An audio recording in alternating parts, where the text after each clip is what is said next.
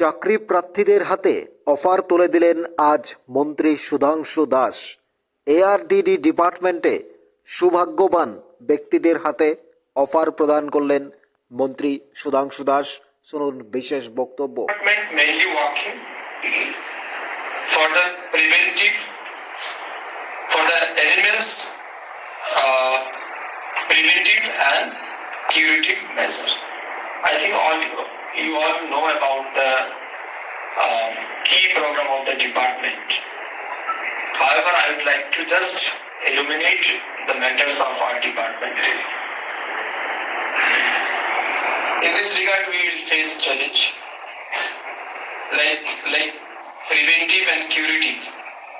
Both the things are very essential for all the veterinarian.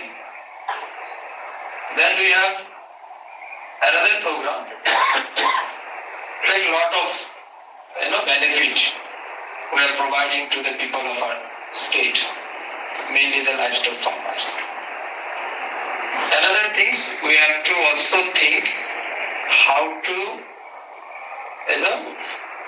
generate activities for the unemployed youths in our state.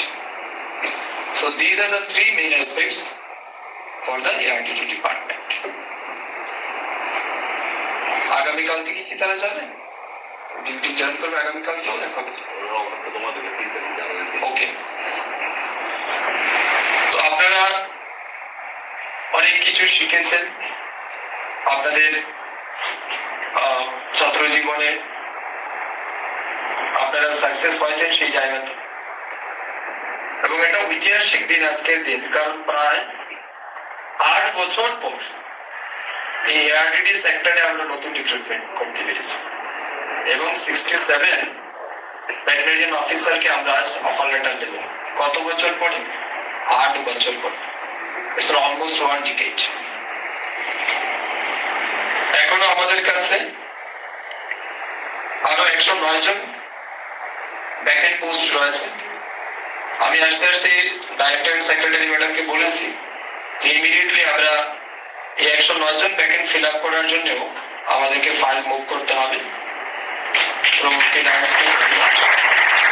যাতে কোনো জায়গাতেই পুরো রাজ্যে প্রায় 3 দফা করে আমরা ভিজিট করেছি, district level review meeting followed by field visit and educational হয়।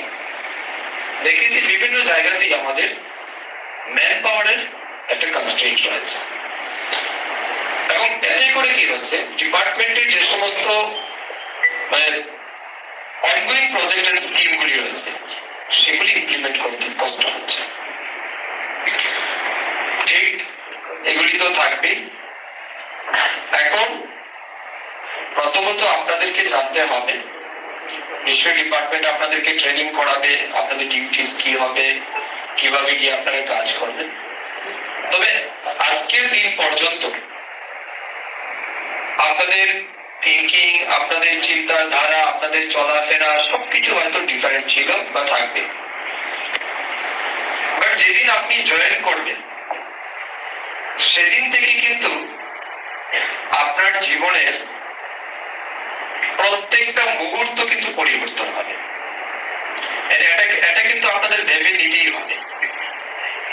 আজকের ডেটে যদি কোথাও আপনি ক্যাজুয়াল হন লাইফে, কোথাও কারোর যদি কোনো ব্যাড হ্যাবিটস, ব্যাড অ্যাক্টিভিটিস থেকেও থাকে, এটা ম্যাটার করে না। But when you joined as a veterinarian in the ARDD department, your image, your face, your activity is always crucial.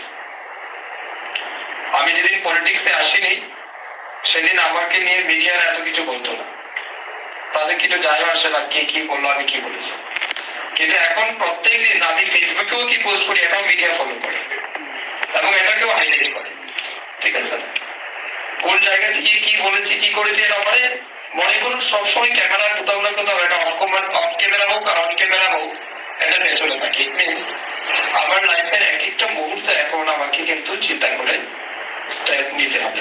Similarly as a veterinarian কালকে যখন আপনি চাকরিতে জয়েন করবেন, কোথাও যদি মনে করুন কোনো এক জায়গাতে কোথাও কোনো কিছু একটা সমস্যা হয়েছে, পত্রিকাওয়ালা বা মিডিয়ারা যখন আপনার নামে নিউজ লিখবে, সাথে কিন্তু এটাও লিখে দেবে ত্রিপুরা সরকারের প্রাণী সম্পদ বিকাশ দপ্তরের কর্মরত, আইদার কর্তব্যরত, ঠিক না, কর্তব্যরত ডাক্তারের দ্বারা এই কাজ হয়েছে।